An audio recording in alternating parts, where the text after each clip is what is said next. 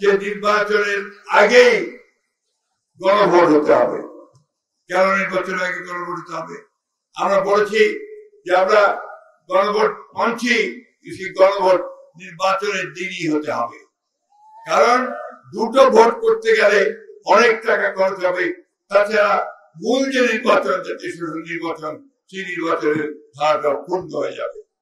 উপদেষ্টা কাউন্সিলের একজন সদস্য তিনি প্রেস কনফারেন্স করে বললেন যে তাদের উপদেষ্টা কাউন্সিলের সিদ্ধান্ত হয়েছে যে 7 দিন সময় দেওয়া হবে রাজনৈতিক দলগুলোকে, তারা নিজেদের মধ্যে আলোচনা করে সিদ্ধান্ত গ্রহণ করবে।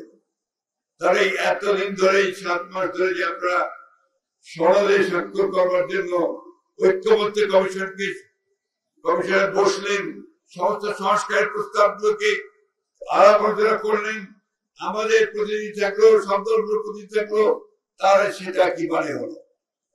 অসংখ্য টাকা খরচ করে আপনারা সেটা যেটা করলেন সেটা রাজনৈতিক দলগুলো সমাধান হয়নি। আজকে একটা রাজনৈতিক তারা কয়েকটা একটা জোট বানিয়েছে, জোট বানিয়ে চাপ সৃষ্টি করছে বিভিন্ন ভাবে যে নির্বাচনের আগেই গণভোট হতে হবে। কেন নির্বাচনের আগে গণভোট হতে হবে? আমরা বলেছি যে আমরা গণভোট মানছি, সেই গণভোট নির্বাচনের দিনই হতে হবে।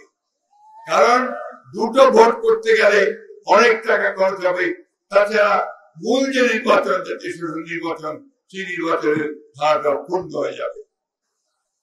আজকে দুর্ভাগ্য আমাদের, আজকে অন্তর্বর্তীকালীন সরকার যাকে আমরা সম্পূর্ণ সমর্থন দিয়েছি, তারা আজকে নিজেরাই আজকে একটা অবস্থা তৈরি করছে যাতে করে নির্বাচন ব্যাহত হয়। ওই রাজনৈতিক দলগুলো যে কয়েকটা গণভোটের জন্য চাপ দিচ্ছে, তারাও আজকে খুব পরিষ্কার ভাবে বলতে চাই যে নির্বাচনকে বানচাল করবার ষড়যন্ত্র করছে। আমরা খুব পরিষ্কার করে দিতে চাই, গণভোট হলে নির্বাচনের দিনই হতে হবে এবং সেই নির্বাচন 2026 সালের ফেব্রুয়ারি মাসেই হতে হবে। অন্যথায় বাংলাদেশের মানুষ কিছু মেনে নেবে না। বন্ধুগণ, 7 নভেম্বরের চেতনা হচ্ছে গণতন্ত্রের চেতনা। আমাদের জন্ম হয়েছে বিএনপি সংস্কারের মধ্যে দিয়ে। আমাদের নেতা জনাব প্রেসিডেন্ট জিয়াউর রহমান বীরউত্তম তিনি সংস্কারের সূচনা করেছেন। আজকে জনাব তারেক রহমান নতুন সংস্কার 31 দফা কর্মসূচি দিয়ে গোটা জাতিকে সামনে এগিয়ে দেওয়ার একটা ব্যাখ্যা দিয়েছেন। আমরা সেই লক্ষ্যে এগিয়ে যাব। আমরা এই নির্বাচনে অংশ নেব ও ইনশাআল্লাহ এই নির্বাচনে জয়যুক্ত হয়ে আমরা একটা নতুন বাংলাদেশ গড়ে তুলব। আমি যুবক ভাইদেরকে আহ্বান জানাতে চাই, তরুণদেরকে আহ্বান জানাতে চাই যে আসুন, আপনারা যে ত্যাগ স্বীকার করেছেন, আমাদের যে হাজার হাজার নেতা কর্মী মারা গেছে, আমাদের যারা সহকর্মী সহযোদ্ধা তারা মারা গেছেন, তাদের আত্মার প্রতি শ্রদ্ধা জানিয়ে আমরা সামনের দিকে এগিয়ে যাই।